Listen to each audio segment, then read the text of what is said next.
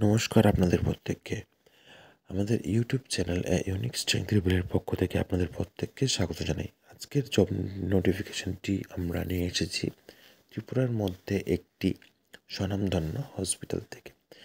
এখানে কিন্তু doctor, nurse, pharmacist আরও বিভিন্ন পদে কিন্তু তারা রিক্রুট করবে। আজকে আমরা সম্পূর্ণ বিস্তৃত জানব কোন কোন পোস্টে রিক্রুট করবে এবং তার জন্য পোস্ট সংখ্যা কয়টি এবং আপনারা কিভাবে আবেদন করবেন, আপনাদের সিলেকশন প্রসেস কি থাকবে, তা সম্পূর্ণ বিস্তারিত শুধুমাত্র এই একটি ভিডিওর মধ্যে।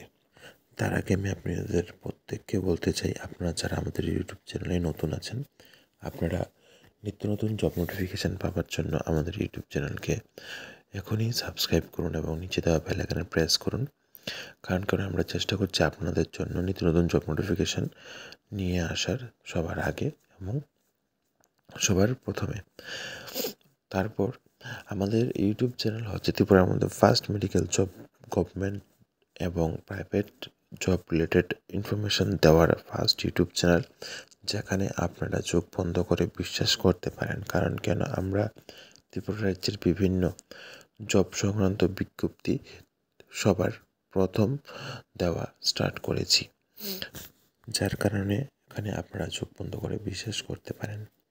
এবং আমি আপনাদের কাছে আরেকটা জিনিস বলবো, এই জব নোটিফিকেশানগুলি যদি আপনাদের কাছে ভালো লেগে থাকে তাহলে আপনারা নিচে হাইপ বটনে ক্লিক করে আমাদেরকে কিছু পয়েন্টস পাঠাতে পারেন, যার জন্য আপনাদের কোনো টাকা পয়সা লাগবে না।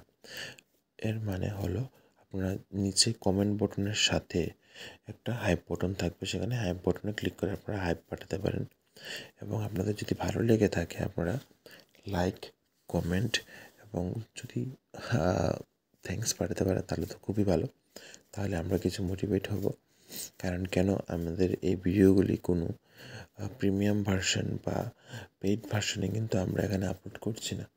আমাদের কাছে অনেকেই বলে থাকে আমরা কেন ফ্রিলি এটা আপলোড করি, কারণ কেন এটা আমাদের কাজ প্রথম থেকে করে আসছি।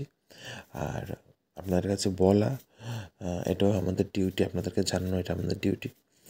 তো আপনারা দেখবেন আমাদেরকে যদি আপনারা নিচে দেওয়া থ্যাঙ্কস বটনে থ্যাঙ্কস পাঠাতে পারেন, অথবা হাইপ বটনে ক্লিক করে হাইপ পাঠাতে পারেন, অথবা লাইক পাঠাতে পারেন, অথবা কমেন্ট পাঠাতে পারেন, যে কোনো একটা পাঠাতে পারেন বা সবগুলি পাঠাতে পারেন, তা সম্পূর্ণ আপনাদের উপর। তাহলে চলুন দেরি না করে দেখে নেওয়া যাক আজকের এই জব নোটিফিকেশানটি।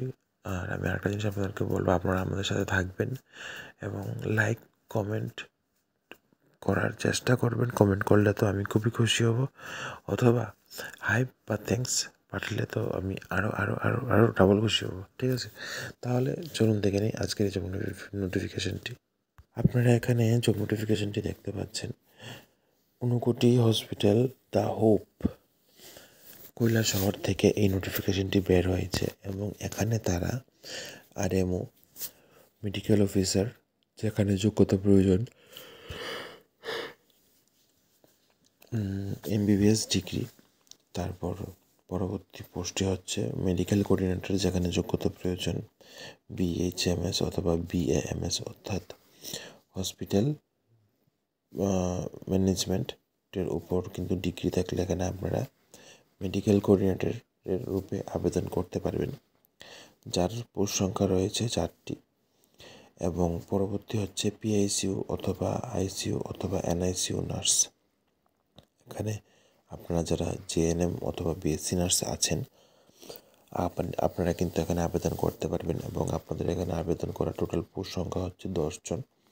আপনারা এখানে অতি সহজে এখানে আপনারা আবেদন করতে পারেন। আমরা ঊনকোটি হসপিটাল থেকে কিছুদিন আগে একটা নোটিফিকেশান দিয়েছিলাম, যেখানে পোস্ট সংখ্যা ছিল 20 জন। আজকের এই নোটিফিকেশানে পোস্ট সংখ্যা হচ্ছে 10 জন। আপনারা কিন্তু এখানে আবেদন করতে পারবেন। এবং আপনাদের যাদের এক্সপিরিয়েন্স আছে এনআইসিইউ, আইসিইউ এবং পিআইসিইউ, আপনাদেরকে কিন্তু এখানে প্রাধান্য দেওয়া হবে। তারপরের পোস্টে হচ্ছে মার্কেটিং এক্সিকিউটিভ, যেখানে এমবিএ অথবা বিএইচএম আপনারা যাদের কোয়ালিফিকেশান আছে আপনাদেরকে কিন্তু এখানে নিয়োগ করা হবে। এবং এখানে টোটাল পোস্ট সংখ্যা হচ্ছে 5টি। তারপরের পোস্টটি হচ্ছে ফার্মাসিস্টের জন্য এখানে বি ফার্মা অথবা ডি ফার্মা, আপনাদের যদি কোয়ালিফিকেশান থাকে আপনারা কিন্তু এখানে আবেদন করতে পারবেন। আপনাদেরকে নেওয়া হবে, এখন 2 জনকে নেওয়া হবে। আপনাদের ইন্টারভিউ ডেট হচ্ছে 23শে নভেম্বর সকাল 11টা থেকে 3টার মধ্যে, এবং এখানে আপনাদেরকে কিন্তু কোনো ধরনের ওয়াকিং ইন্টারভিউ নেওয়া হবে না। আপনাদেরকে এখানে কিন্তু শুধু ওয়াকিং ইন্টারভিউর মাধ্যমে নেওয়া হবে, কোনো ধরনের রিটেন টেস্ট আপনাদের এখানে নেওয়া হবে না। আপনাদের এখানে শুধু পার্সোনাল ইন্টারভিউ অথবা ওয়াকিং ইন্টারভিউর মাধ্যমে আপনাদের এখানে রিক্রুট করা হবে।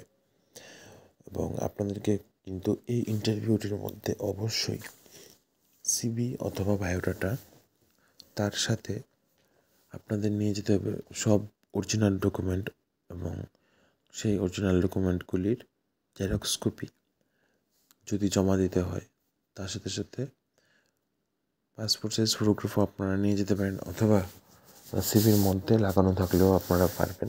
এখানে কোনো কিছু মেনশন করেনি, কিন্তু এই জিনিসগুলি প্রয়োজন। কারণ কেন, একটা চাকরির ক্ষেত্রে তারা অবশ্যই আপনাদের এই ডকুমেন্টগুলি কিন্তু চেক করবে। তাই আমি আপনাদের বলবো, আপনারা এই ডকুমেন্টগুলি নিয়ে যাবেন, চেষ্টা করবেন সময়ের আগে পৌঁছানোর। যেহেতু কৈলাসহর, আপনারা যারা নর্থ ত্রিপুরা সাউথ ত্রিপুরা থেকে যাবেন বা ওয়েস্ট ত্রিপুরা থেকে, আপনারা চেষ্টা করবেন রেলে প্রথমেই বা সকালের ট্রেনে চলে যাওয়ার। তা না হলে কিন্তু অনেকটাই লেট হয়ে যাবে। এবং এই কৈলাসহর হসপিটালের জব হওয়ায় আপনারা যারা ধলাই এবং নর্থে আছেন, আপনাদের জন্য তো ভালোই, আপনারা এখানে আবেদন করতে পারবেন এবং আপনাদের বাড়ির কাছে হবে। আরেকটা জিনিস আপনাদের কাছে বলে রাখছি, আপনারা সিভিটা ভালোভাবে বানিয়ে নিয়ে যাবেন এবং স্মার্টলি নিজেদেরকে প্রেজেন্ট করার চেষ্টা করবেন। ঠিক আছে? আমরা চেষ্টা করছি আপনাদের জন্য কিভাবে একটা ওয়াকিং ইন্টারভিউতে নিজেদেরকে প্রেজেন্ট করা যায় সেই বিষয়ে জোর দেওয়ার। আমরা চেষ্টা করব সেই বিষয়ের উপর একটা ভিডিও তৈরি করার। আপনারা সেই ভিডিওটাও দেখতে পারেন, আপনাদের সাহায্য হবে। তাহলে আজকের জন্য এতটুকুই। আপনারা সবাই ভালো থাকুন, সুস্থ থাকুন। আরেকটা জিনিস হচ্ছে, আপনারা প্রত্যেকেই জানেন সফের থেকে ইন্টারভিউর জন্যে সিলেবাস দেওয়া হয়েছে। আমাকে অনেকেই জিজ্ঞাসা করছে, দাদা জেনারেল নলেজ অথবা কারেন্ট অ্যাফেয়ার্স অথবা রিজনিংয়ের জন্য কী করবে?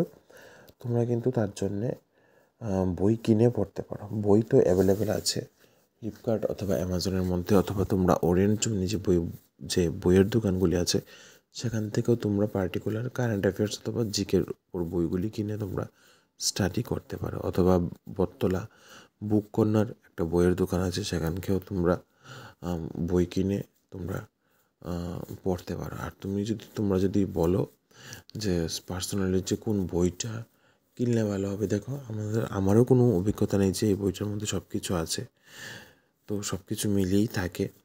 তোমরা বই কেনার সময় ভালোভাবে দেখে যাচাই করে তারপর তোমরা কিনবে।